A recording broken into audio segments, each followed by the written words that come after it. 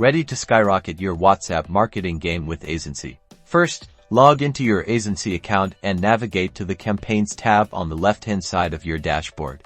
Next, click on the Create Campaign button to start a new campaign. Now, give your campaign a descriptive name, then carefully select your target audience by defining specific segments based on demographics, purchase history, or engagement level. Precise audience segmentation is the key to making sure your campaign message resonates. Time to craft your message. Use Aisensy's message editor to create engaging content. You can add text, images, videos, and even interactive buttons to make your message stand out. Remember to keep your message concise, clear, and include a compelling call to action.